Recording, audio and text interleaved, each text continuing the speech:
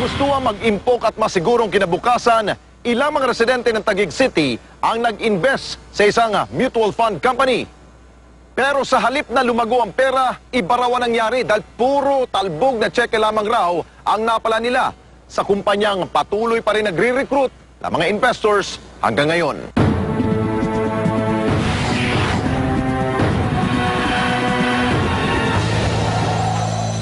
Free hospitalization, family protection, life insurance. Ilan lamang ito sa mga benepisyong maaari mong makuha kung magiging miyembro ka ng First Galleon Fund, isang mutual fund company na nasa Makati City.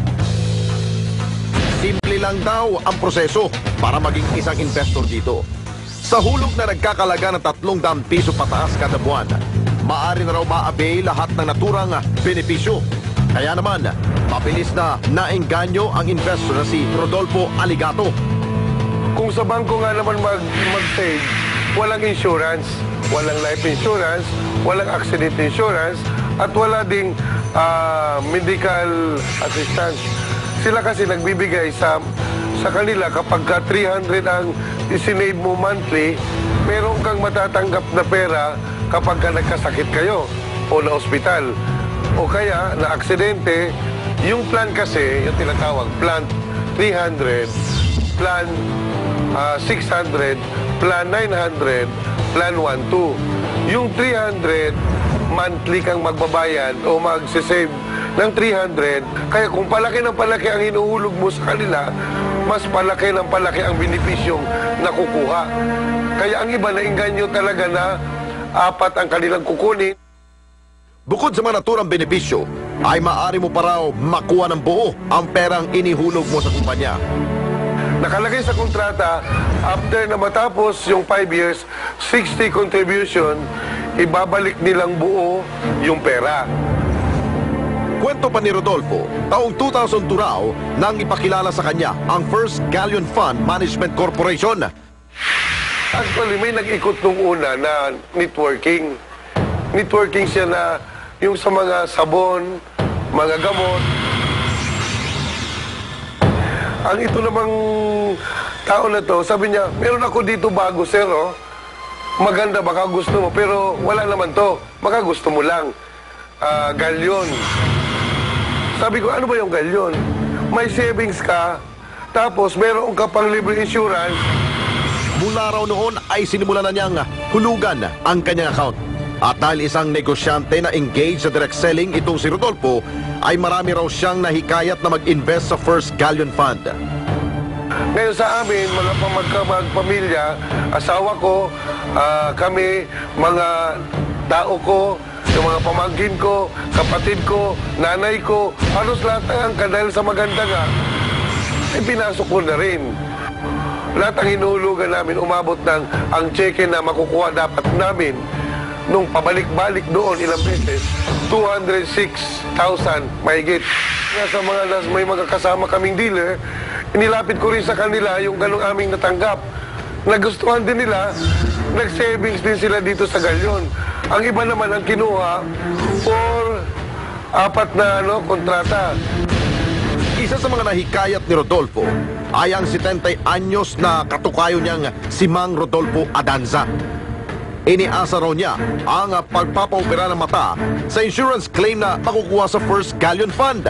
Ngunit, tila kasabay ng panlalabo ng kanyang paningin, ang paglabo rin daw ng pag-asang makukuha pa ang kanilang pera.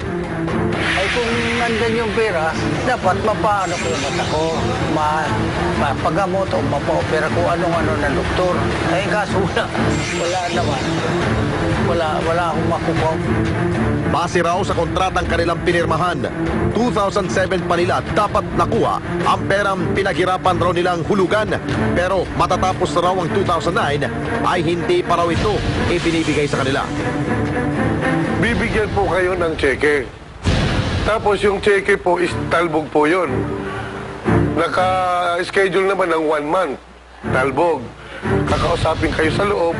Sige, papalitan na lang natin ng ibang cheque. Pangakuan na naman kayo na mayroong pondo yon. Tumalbog na naman. Ang tumalbog sa mga kasama namin, bawat isa may 3 cheque na tumalbog.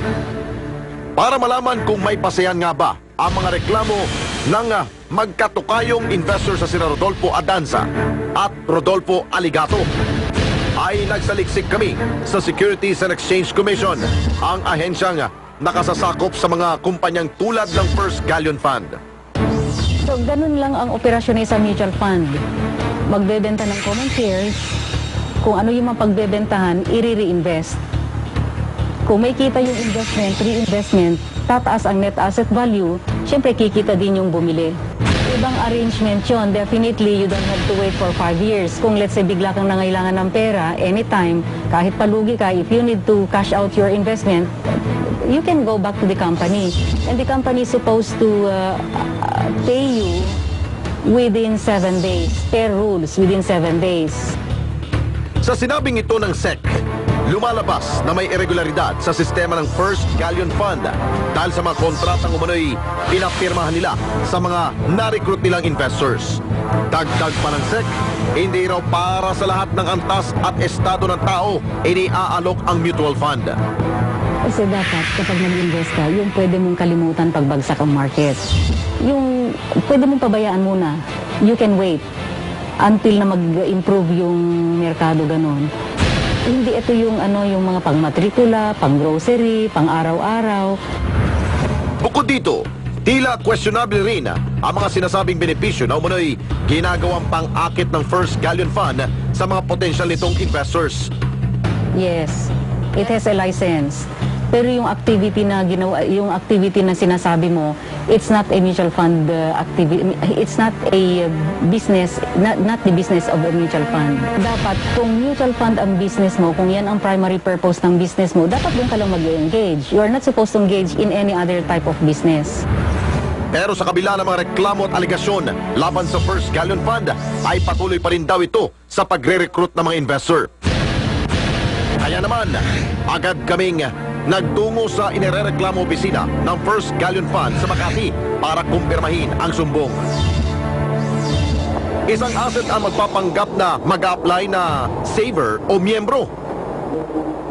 Pagdating doon, humarap sa amin ang lalaking ito na RJ o Roldan Hamindang daw ang kanyang pangalan.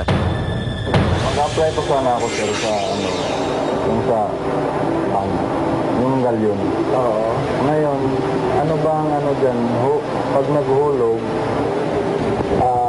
merong parang investment. Halimbawa na meron pang ano yung kasi ang plan nyo is mag-30,000. Meron ka mong free insurance at saka yung free hospitalization. Minimum na plan niya is 500 per month. So, yung per month kayo, kung yung 30,000, bali ipunin mo yun ng let's say 5 years. So, 60 lang yun, gagawin mo mapilat, di ba, mapuno. Basta mag-iwan ka na ng cellphone number mo. Kaya kahit landline, pag nakakaya kita ka. Matapos may latag ang mga umano'y benepisyo na kanilang ino-offer bago tuluyang magpaalam ang aming asset. Basta ang requirement lang namin, pag bang pumunta ka mag-ano, paserok mo na yung 2 valid IDs. Ayaw lang, magpipilat sila ng form at saka 2 valid IDs. 2 valid IDs. Halimbawa, SSID, SSID, paserok mo na agad. Kinahapunan, ang grupo naman nina Rodolfo Aligato ang pumunta sa opisina ng First Galleon Fund Management Corporation para muling i-follow up ang iniintay nilang pera. Nooy, sumama ang aming surveillance team para may dokumento ang magaganap na transaksyon. Pagpasok sa loob ay walang empleyado doon ang tumapansin sa mga nagre-reklamong investors.